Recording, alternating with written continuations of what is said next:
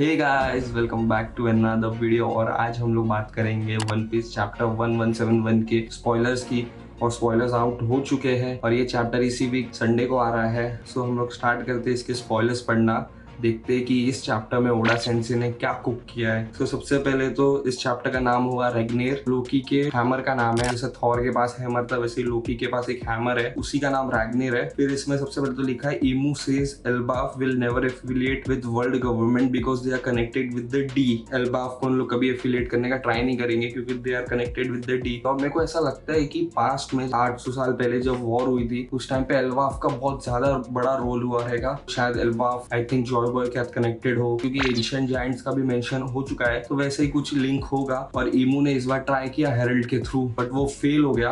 जैसे कि हम लोग ने लास्ट चैप्टर में देखा कि लोकी ने डिस्ट्रॉय कर दिया हेरल्ड को। फिर सेकंड स्पॉइलर है guys, back to the present. हचडुद्दीन माफी मांग लेता है लोकी से और उसको फ्री कर देता है। मतलब वो चेन से बंधा हुआ रहता है ना लोकी, तो उसको फ्री कर देता है। और फिर सडनली अ ड्रैगवर skeleton monster falls in the underworld. ये वही है गाइस जो होली नाइट ने वो मॉन्स्टर्स क्रिएट किए थे सबके फियर को लेके। तो उसमें से एक स्केलेटन वाला मॉन्स्टर नीचे अंडरवर्ल्ड में गिर जाता है और लोकी क्लेम्स ही कैन फ्लाई। अच्छा, लास्ट चैप्टर में हम लोग ने सिलुएट देखा था लोकी के डेविल फ्रूट पावर का, तो उसमें से देख के तो लग ही रहा है लोकी का डेविल फ्रूट जो है वो एक ड्रैगन टाइप का होगा। मुझे तो ऐसा ही लग रहा है कि वो एक ड्रैगन होगा बेसिकली, जिसे हमारे पास जैसे काइडो का ड्रैगन था, मून उसके भी ड्रैगन है। तो आई थिंक लोकी भी ड्रैगन ही होगा क्योंकि इसमें ही क्लेम्स ही कैन फ्लाई, तो वो ऑब्वियसली वो हो सकता है। So he tells the others to go on while he handles the monster. अच्छा, तो वो लोकी फाइट करने के लिए रुक जाता है। Luffy stays to watch him fight.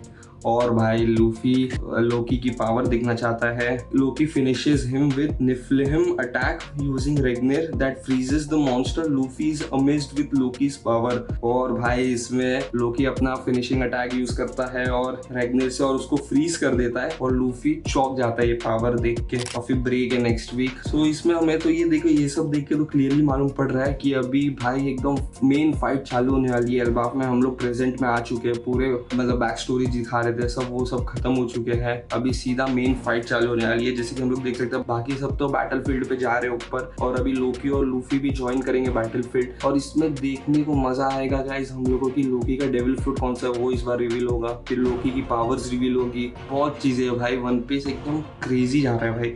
और इसमें ना मेरे पास ब्रीफ स्पॉयलर्स भी आ चुके हैं, तो हम लोग थोड़े ब्रीफ स्पॉयलर्स भी देख लेते हैं, थोड़ा बहुत देखते हैं इसमें। ईमू seated on the throne was meeting with the five elders. ईमू was fainting. It seems ईमू was affected by Herald's death. जो अटैक यूज किया था लोकी ने, वो उसने पूरी हेरल्ड की बॉडी क्रश कर दी थी, लाइक उसको पीसेस में क्रश कर दिए थे। तो उसका इम्पैक्ट आई थिंक ईमू को भी पड़ा है। जैसे कि हम लोग ने देखा था कि जॉय बॉय की हाकी की वजह से वो खुद डर गया ईमू, तो वैसे ही इधर लोकी के अटैक की वजह से ईमू पे भी थोड़ा अफेक्ट हुआ है मेरे को लग रहा है। फिर मार्स ईमू को बोलता है let us dispatch a mission, we can take advantage of the abyss that Harald left in Elbaf 2। Imu फिर बोलता है enough, it will just lead to more casualties among my knights, this convents come at a price for move. तो ये मतलब वही हो रहा है ना भाई कि मतलब ईमू वही बोल रहे हैं कि अभी हम लोग अगर और होली नाइट्स को या फिर जो भी और गवर्नमेंट के है उसको जाने से ईमू मना कर देता है एल्बाफ में, क्योंकि ईमू वही बोल रहे हैं कि और कैजुअलिटी बढ़ेगी, क्योंकि ईमू को मालूम है कि उधर कोई स्ट्रॉन्ग आदमी है उनको रोकने वाला। Imu said Harald was a scarce specimen of his kind because he swallowed his pride in an attempt to connect with other countries and races.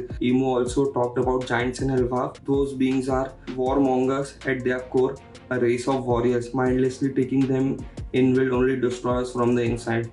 ईमू वही बोल रहा है कि वॉर हंग्री है, उन लोग रेस ऑफ वॉरियर है। आगे कंटिन्यू होता है conversation, a man almost too good to be reality, he is a man that is better off never born for the sake of Elbaf as well. Emu suppose history never lies, we are never meant to work hand in hands, never forget Elbaf is D.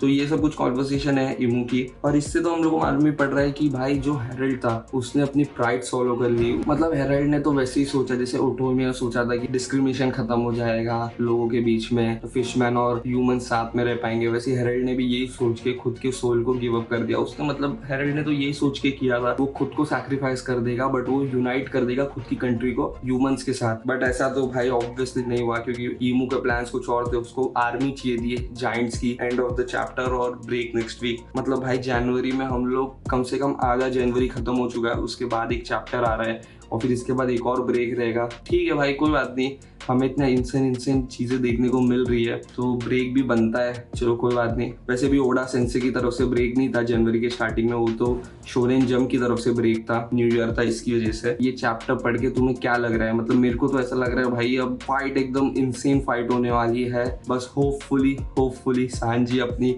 Conquerors hockey awaken कर ले Elba park में। मैं तो बस यही चाहता हूँ कि सांजी कॉन्करर्स हाकी अवेकन करे भाई, क्योंकि अब तक मतलब भाई सिर्फ स्ट्रॉ हेड में सिर्फ 2 लोग के पास है कॉन्करर्स हाकी। लाइक भाई अभी हम लोग फाइनल सागा में पहुंच चुके हैं, सिर्फ जोरो के पास है और लूफी के पास है। मैं चाहता हूँ भाई सांजी के पास भी हो, और ऑब्वियसली वो तो होगी, बट भाई वो इसी आर्क में होनी चाहिए। और भाई इस आर्क तो उसाक के लिए तो होना ही चाहिए अच्छा, बट भाई सांजी के लिए भी ये one of the best arc होना चाहिए, जिसमें उसकी पावर अप्स दिखे, जिससे उसने किजारू की लाइट बीम को किक किया था, वो सब एकदम क्रेजी मोमेंट थे।